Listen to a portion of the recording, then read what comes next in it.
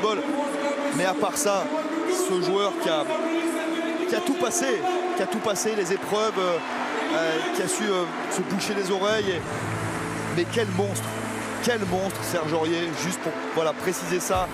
L'attitude c'est une chose, après il y a le joueur et on pense que voilà, ce joueur-là est monstrueux quand il joue comme ça. Et d'honneur des joueurs du Paris Saint-Germain pour le SCO d'Angers, bel hommage. Les hommes d'Unai Emery pour ceux de Stéphane Moulin, sous les yeux de Saïd Chaban, le président du SCO d'Angers, qui a pris ce club quand il était tout en bas et qui l'a emmené jusqu'en Ligue 1 maintenant. Et c'est une belle réussite pour Saïd Chaban également de voir le SCO d'Angers aujourd'hui en finale, d'amener 20 000 Angevins également au Stade de France. Le SCO d'Angers qui est redevenu un club qui compte en France, qui existe sur la carte du championnat de France, ce qui n'était pas le cas. Il faudra garder les bons joueurs maintenant, Fabien. C'est ça le futur défi du président, du coach, du staff. D'Olivier Piqueux, exactement. Voilà, parce qu'il y avait des recruteurs, il y avait des scouts ce soir de la France, de l'Europe entière. Et il y a des joueurs qui vont être durs à conserver.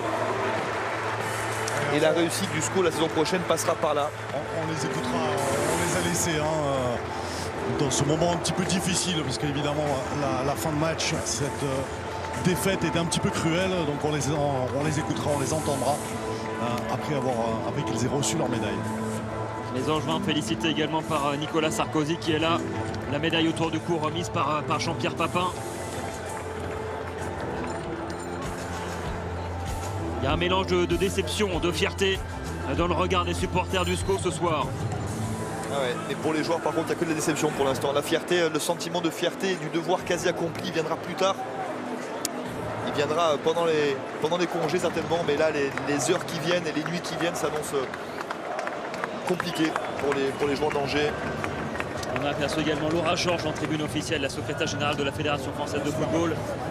Et défenseur également du Paris Saint-Germain qu'on retrouvera jeudi sur France 2 pour la finale de Ligue des Champions féminine entre le PSG et l'Olympique Lyonnais. Pour avoir ce regret Angers d'avoir laissé Paris faire un petit peu à son rythme, un petit peu trop à prendre ses aises sur le terrain, de se fatiguer et finalement d'être poussé à la faute ensuite. Voilà, c'est le seul regret qu'ils pourront avoir à mon sens, c'est d'avoir manqué leur entame de seconde période et de donner confiance à Paris.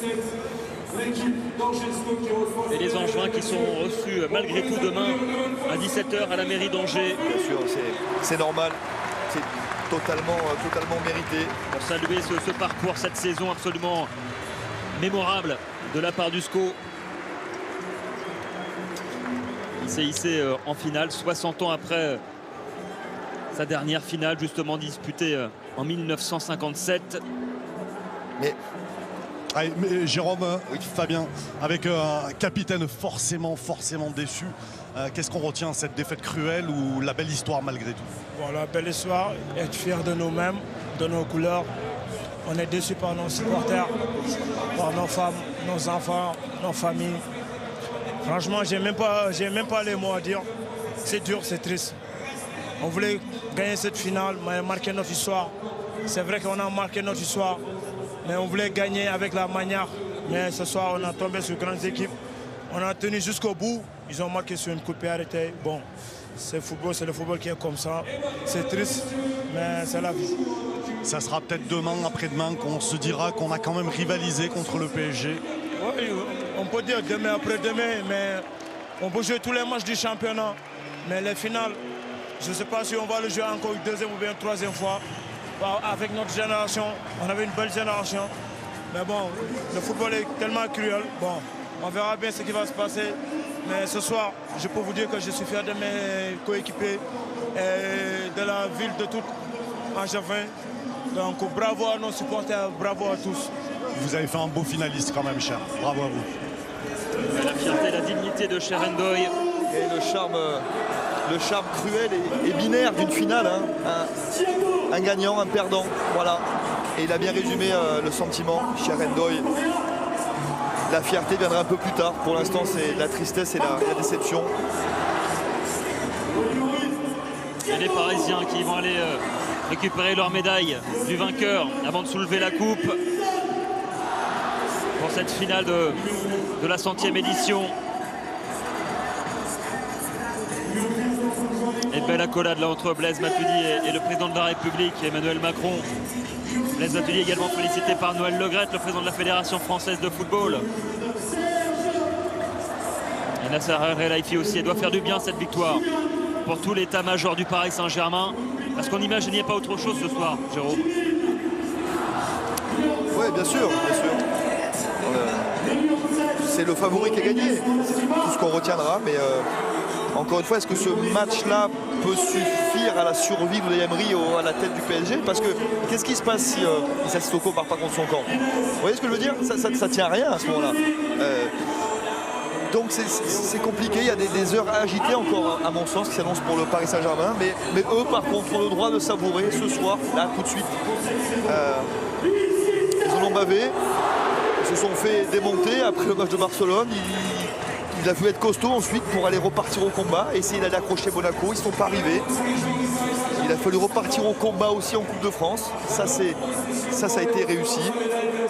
Et voilà, eux ont le droit de savourer, et ce qui se passera en coulisses, ma foi, pour les semaines à venir, ça ne la regarde pas trop.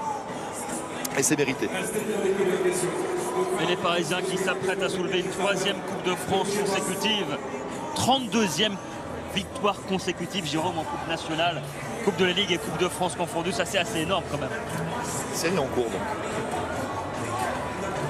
C'est leur jardin. Et puis les jours où ils sont moins bons, ils ont un petit peu de réussite. Donc effectivement, comme ça c'est compliqué pour les autres, effectivement. Le Paris Saint-Germain qui n'a plus perdu en coupe, on le disait, depuis janvier 2014. C'était Montpellier qui était venu gagner au Parc des Princes. Depuis, que des victoires, que des trophées en coupe.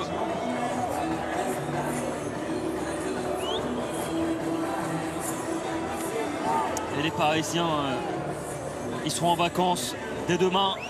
Sauf ceux évidemment qui vont rejoindre leur équipe nationale, parce qu'il y en a qui vont faire un peu de rab. Je pense notamment à Adrien Rabiot, Blaise Matuidi qui vont rejoindre Verfontaine assez rapidement la semaine prochaine. Alphonse aussi, non? Ouais, Alphonse Areola très certainement. Puisque dès la semaine prochaine, vendredi prochain, il y aura un match à Rennes. France-Paraguay. Ensuite un match très très important avec l'équipe de France en Suède pour s'ouvrir encore un peu plus le chemin de la Coupe du Monde en Russie en 2018. En attendant, c'est Maxwell. Ça, c'est un beau symbole. Maxwell qui va soulever la Coupe de France.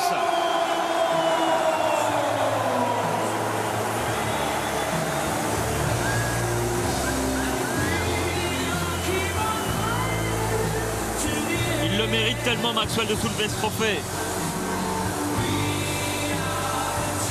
Quel immense joueur, quelle immense carrière de la part du Brésilien. Ah, c'est fantastique, Fabien, de finir comme ça, Stade de France, là craqué en brandissant la plus belle des coupes. J'ai envie de dire, pour un joueur comme ça, c'est voilà, la boucle est bouclée de manière parfaitement honorable, méritée. Un grand champion va quitter notre championnat et c'est bien de le voir finir comme ça. Voilà, cette image est sublime. 3e trophée de la saison pour le Paris Saint-Germain.